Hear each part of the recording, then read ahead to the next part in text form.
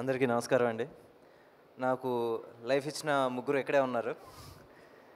Sai Durga Tej, Varun and చాలామందికి తెలియదు నిహారిక కూడా.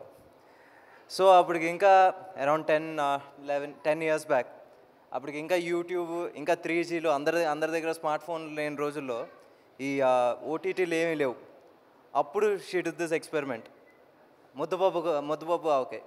దానికి వచ్చేసి వెంకి నువ్వు రాస్తావా, దాని ముందు మేము ఒక షార్ట్ ఫిల్మ్ చేసాం. నేను వచ్చి దానికి ఏడి, తను వచ్చేసి హీరోయిన్. నేనే ఆడిషన్ చేశాను.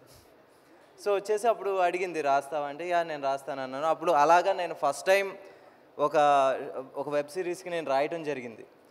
అది వచ్చేసి బ్లాక్ బస్టర్ అయింది. ఆ రోజుల్లో వచ్చేసి ఆల్మోస్ట్ 70-80 మిలియన్ అంత చేసినాయి మొత్తం వెబ్ సిరీస్. సో అలా చేసిన తర్వాత నేను వరుణ్కి నేను కథ చెప్తే నా గురించి రికమెండ్ చేసింది. సో అలా తొలి ప్రేమ జరిగింది. ఏది నాకు కొంచెం సిగ్గు ఎక్కువ. సో ఎదురా ఇప్పుడు అయ్యింది. సో ఎక్స్పెరిమెంట్స్ అనేది నిహారిక ఆ రోజు నుంచి చేసేది. అండ్ ఈరోజు ఇది ఎక్స్పెరిమెంట్ అన్నది నిజంగా డేరింగ్ స్టెప్.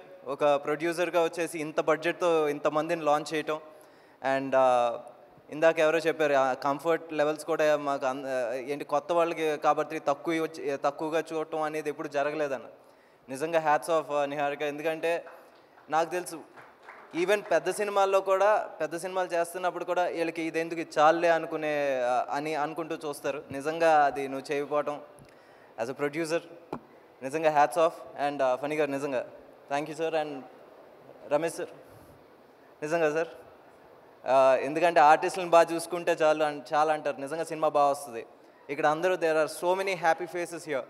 సో ఈరోజే చెప్తున్నాను, ఐ థింక్ ఇందాక నీకే చెప్పాను, ఇప్పుడు చెప్తున్నాను, వాట్ ఎవర్ ద బడ్జెట్ 3 రోజుల్లో రికవర్ అవుద్ది.